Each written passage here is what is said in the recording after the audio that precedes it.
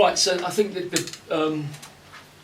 this would be a good point to bring in new stuff that nobody knows about yet that we've uncovered. Yeah. So I think first and foremost, deal with Lee Shaw. If you just explain who Lee Shaw is and what happened. Yeah, certainly. Lee Shaw worked for Telewest. He contacted with Bullet Productions, who have basically been working, doing interview podcasts with him for nearly 5 years now. It feels longer. But anyway, this Lee Mayo was contacted by Lee Shaw, and he had some concerns over the case because he was a witness, and on his deathbed, before he passed away, he sent me and Lee this letter. So, and just going over that very quickly, Lee Shaw was a witness on behalf of one of the telecommunications companies that produced some of the telephone evidence in the Rettendon Murders. Yeah, and I've dug deep into that, deep as I can. The relevant is the 1844 call, which was Sarah Saunders to Pat Tate. So it was. I haven't seen all of it, but it's a Telewest dealt with that telephone call. Okay. There may well have been others. Right. So he is a very important witness in relation to the telephone data. And he made 3 statements. And he made 3 statements to police at the time. And importantly, from our perspective, we have real concerns about the telephone data and the manipulation of that data.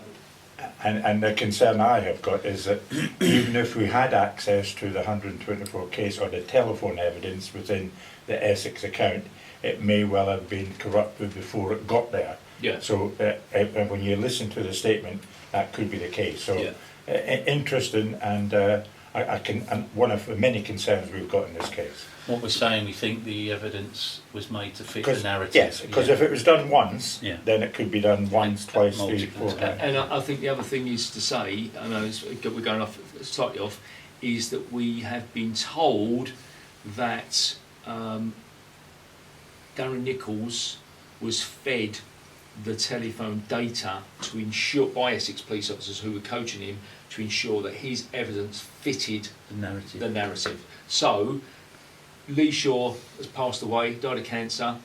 Importantly, Lee Shaw had been talking to Lee Mayo for years, literally since just after the murders. No, I don't think it was early as that. He talked to him when he saw me appealing for witnesses. Oh, right, okay. Yeah, on one of my first podcasts. And you've got the letter. So the letter there. So if you, Burge, if you can read it. Okay, so essentially, this is construed as a dying declaration from this poor guy. Yeah. So this is from Lee Shaw to Lee Mayo, or via Lee Mayo. Lee, I'm happy for you to pass this on to Albert. I'm not sure it will help with his work on the case, but it may shed some light on how deeply this case affected so many people, even those who were involved in some small way.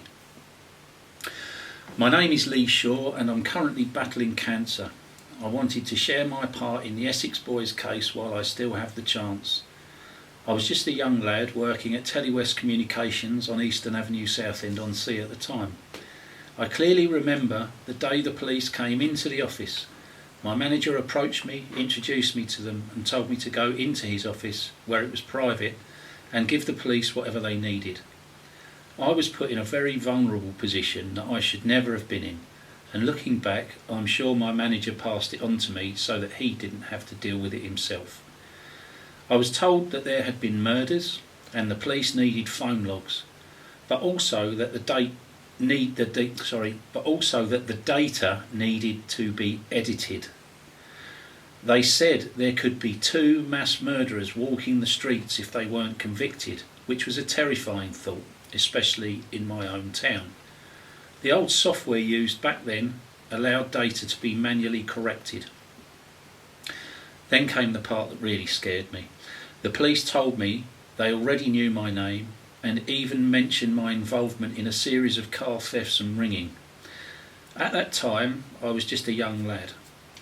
My friends and I used to buy written-off cars from Canvey Island car auctions, and we'd steal cars to replace the parts and essentially fix them up. We'd only done it a few times and we hadn't got caught, so it shocked me when the police knew all the details, where we were stealing the cars from, where we were storing and fixing them. I was told that if I didn't cooperate and keep this whole thing quiet, I could face up to 7 years in prison for my role in the car theft. The thought of that, plus the impact it could have on my own family, terrified me. I was just a stupid kid who didn't realise how wrong what we were doing was. We were just obsessed with cars and wanted decent ones we couldn't afford the honest way. I worked with the police over the next 2 weeks, with them coming in regularly. Honestly, I didn't pay much attention to the work I was doing for them. I was just focused on staying out of trouble and wondering about what might happen to me after I finished. That whole situation haunted me, but I kept my nose clean after that and never got involved in any crime again. I stayed at Telewest for over 20 years and moved on from the incident, trying to put it behind me. Years later, I started hearing stories suggesting that the 2 men in jail might be innocent. At that point, I had never thought much about the case, but it suddenly hit me. Did my involvement with the phone logs contribute to putting 2 innocent men behind bars? The thought terrified me. What if I had helped convict innocent people? What if the families of those men found out? Would that put me and my loved ones in danger?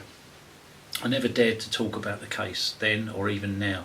It scared me then and it still does.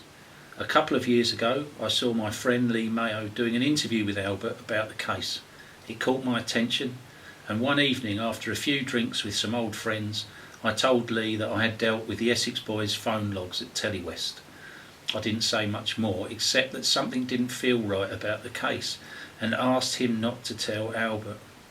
I was too scared to talk about it. Lee Mayo has asked me a few times if I would talk to Albert, but I wasn't ready then, and I'm still worried about the consequences if I do. I don't have much time left now, as my cancer is very aggressive, but I feel I owe this confession to anyone who wants to hear it. As I said at the beginning, I don't think this will help with the case, but it's important to acknowledge how many people were affected by it in ways that most people don't realise. Warm regards, Lee Shaw. And that's the letter in entirety. And that letter was opened by Lee Mayo on video, literally after Lee Shaw had died, torn open, videoed, and then Lee read the letter out to us. So the significance of that can't be understated because of the 1844 call, the fact that the telephone data clearly, it would, based on that and from what we understand, has been corrupted, manipulated. And so you flip back to that whole issue around Pat Tate's phone, version 1 of Pat Tate's phone, the version 1 of the telephone data of Pat Tate's phone probably exists in those 124 crates, and that holds the answer to everything. Because if that version 1, which Essex Police refused to disclose, shows that there were calls from or to Pat Tate's phone after 1848, 1859, or that it's cell-sighted, because I think his phone was one of the new digital phones, wasn't it? It's not the Tucker's phone was analogue. Yeah. That would prove that they were still alive after 1859 and blows Nichols' story out of the water. Just be careful, and I'm always cautious, is that we've got Lee Shaw's statement to me and Lee Mayo, and it is a dying declaration as far as I'm concerned.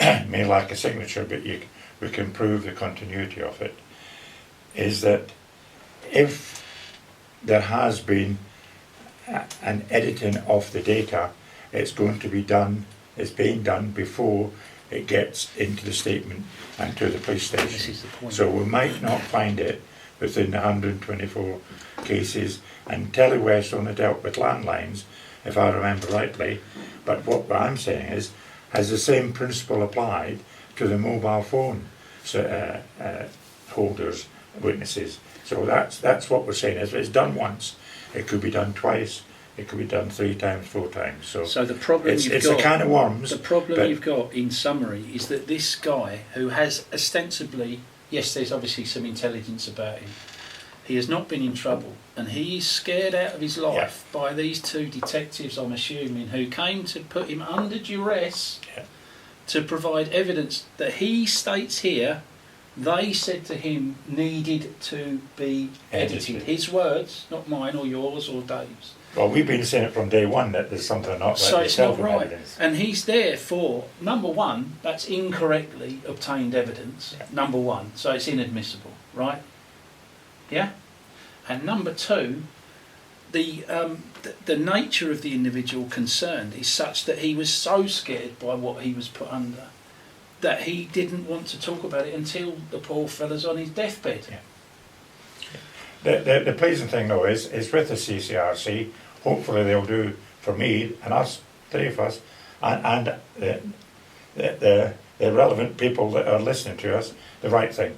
Yeah. And we'll wait and see what happens. And the problem that you got there, sorry to interject, is as you know, as soon as these bad apples as such feed this doctored data into the investigation, the good apples within that can only work with what they've got. That's right. Yeah.